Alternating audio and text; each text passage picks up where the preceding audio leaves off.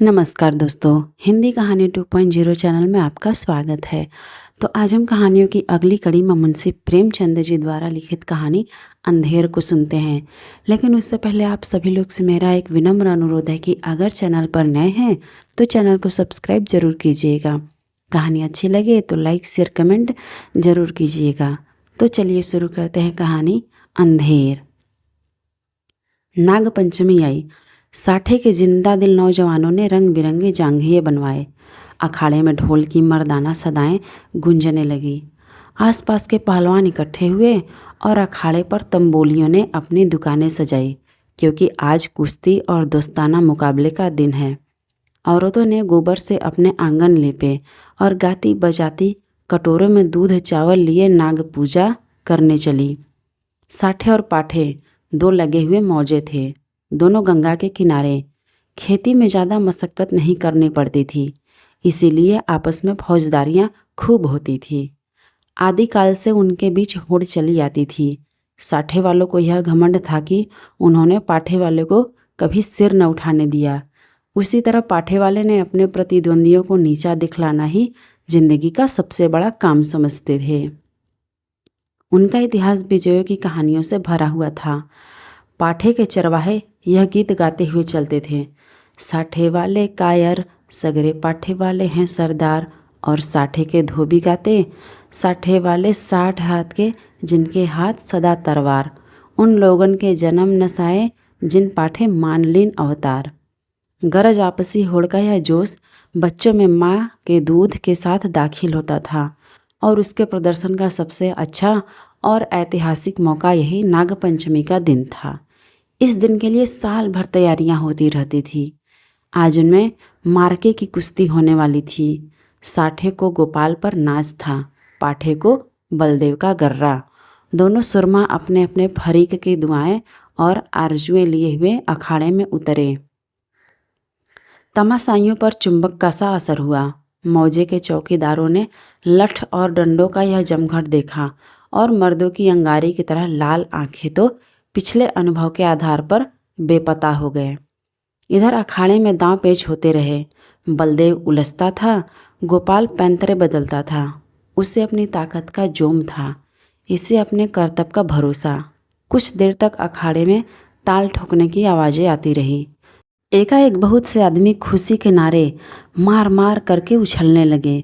कपड़े और बर्तन और पैसे और बतासे लुटाए जाने लगे।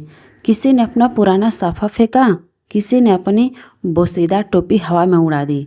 साठे के मनचले जवान अखाड़े में पिल पड़े और गोपाल को गोद में उठा लाए। बलदेव और उसके साथियों ने गोपाल को लहू की आंखों से देखा और दांत पीसकर रह गए। 10 बजे रात का वक्त और सावन का महीना। आसमान पर काली घटाएं छाई थी। अंधेरे का यह हाल था कि जैसे रोशनी का अस्तित्व ही नहीं रहा।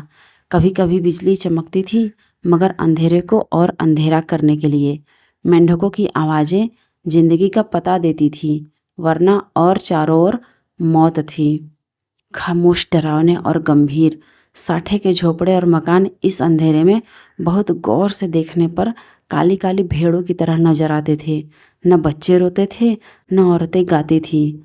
पवित्र आत्मा बुढ़े राम नाम न जपते थे, मगर आबादी से बहुत दूर कई पुरसोर नालों और ढाक के जंगलों से गुजरकर ज्वार और बाजरे के खेत थे और उनकी मेड़ों पर साठे के किसान जगह जगह मड़ैया डाले खेतों की रखवाली कर रहे थे। तले जमीन, ऊपर अंधेरा, मीलों तक सन्नाटा छाया हुआ था। कहीं जंगली सुअरों के गोल, कहीं नीलगायों के रेवड़।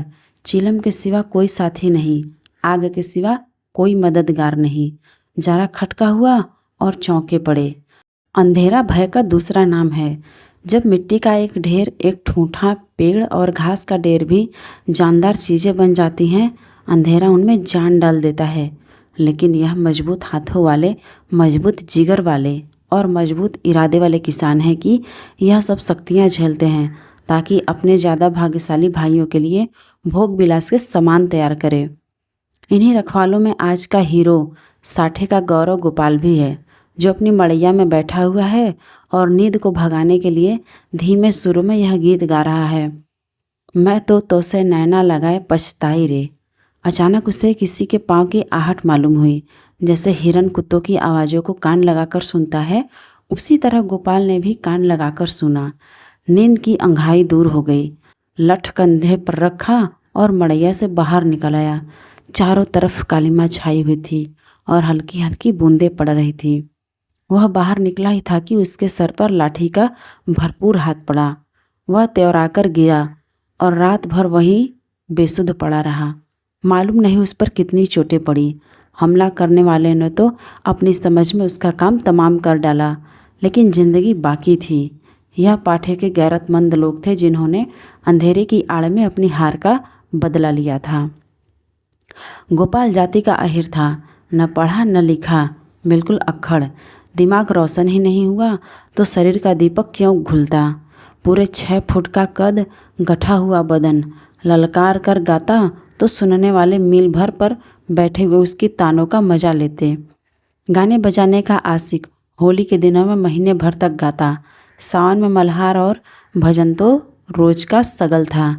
निडर ऐसा कि भूत और पिशाच के अस्तित्व पर उसे विद्वानों जैसे संदेह थे, लेकिन जिस तरह शेर और चीते भी लाल लपटों से डरते हैं, उसी तरह लाल पगड़ी से उसकी रूह असाधारण बात थी। लेकिन उसका कुछ बस न था। सिपाही की वह डरावनी तस्वीर जो बचपन में उसके दिल पर खींची गई थी, पत्थर की लकीर बन गई थी। शरारतें गईं, बचपन गया, मिठाई की भूख गई, लेकिन सिपाही की तलवार अभी तक कायम थी। आज उसके दरवाजे पर लाल पगड़ी वालों की एक फौज जमा थी, लेकिन गोपाल जख्मों से चूर, दर्द से बेचैन होने पर भी अपने मकान के अंधेरे कोने में छिपा बैठा था। नंबरदार और मुखिया, पटवारी और चौकीदार रोब खाए हुए ढंग से खड़े दरोगा की खुशामद कर रहे थे।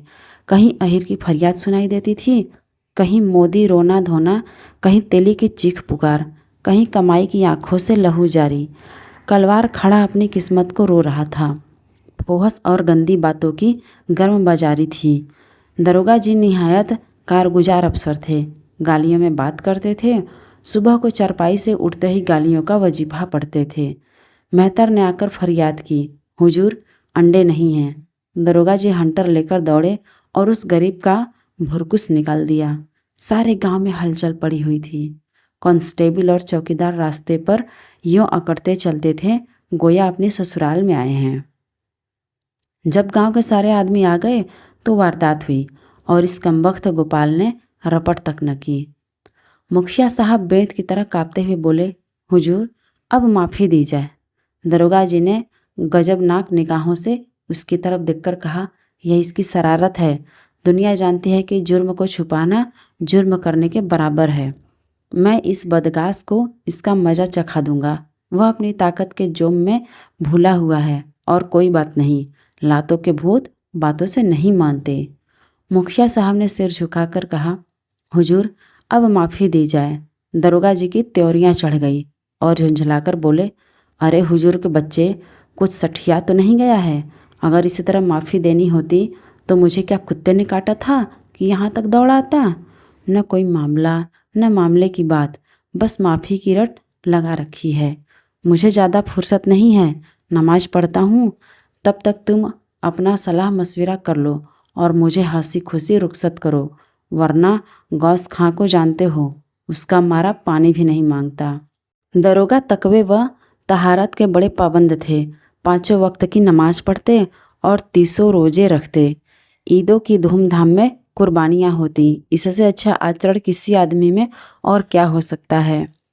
मुखिया साहब दबे पांव गुपचुप ढंग से गौरा के पास और बोले, यह दरोगा बड़ा काफिर है। 50 से नीचे तो बात ही नहीं करता। अव्वल दर्जे का थानेदार है।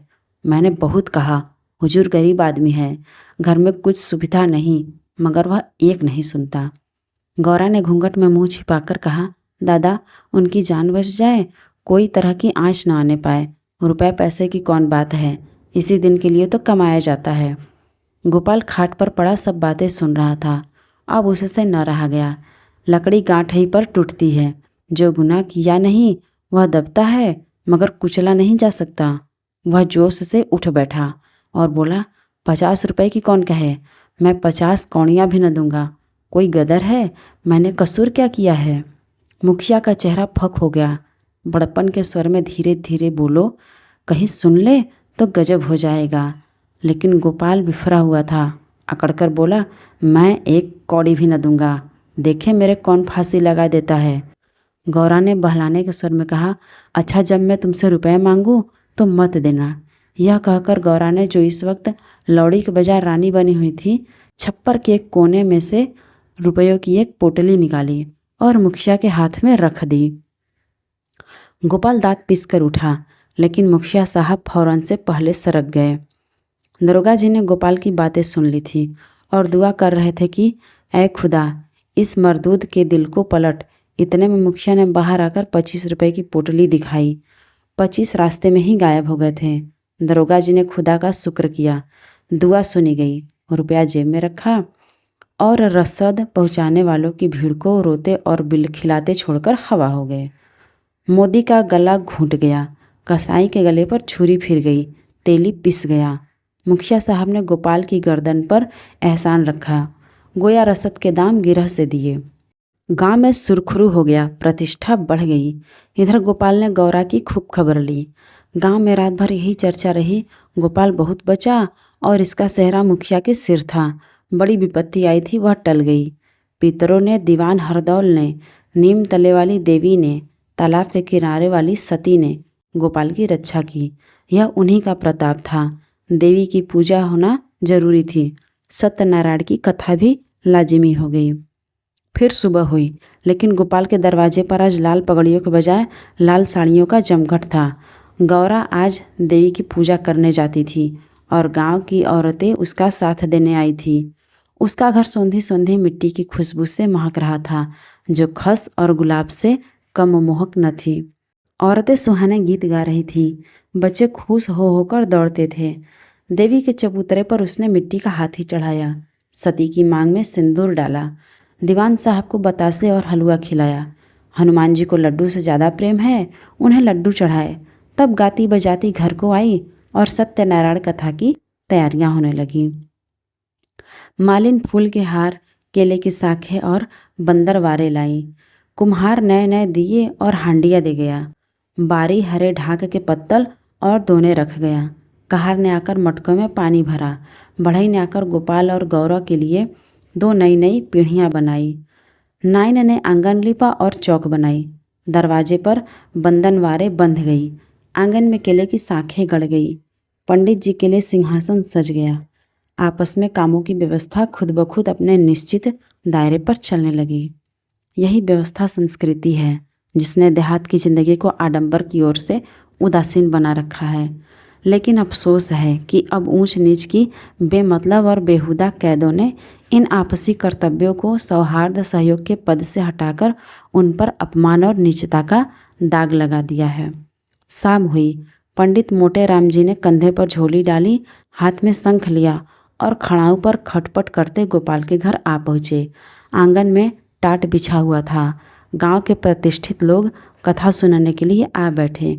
घंटी बजी, शंख फूका गया और कथा शुरू हुई। गोपाल भी गाढ़े की चादर ओढ़े एक कोने में फूंका गया और कथा शुरू हुई। गोपाल भी गाढ़े की चादर ओढ़े एक कोने में दीवार के सहारे बैठा हुआ था। मुखिया, नंबरदार और पटवारी ने मारे हमदर्दी के उससे कहा, सत्यनारायण की महिमा थी कि तुम पर कोई आँच नहीं आई। गोपाल ने अंगड़ाइयाँ लेकर कहा, सत्यनारायण की महिमा नहीं, यह अंधेर है। तो आज की ये मुंशी प्रेमचंद जी द्वारा लिखित कहानी अंधेर आपको कैसी लगी, कमेंट करके ज़रूर बताइएगा।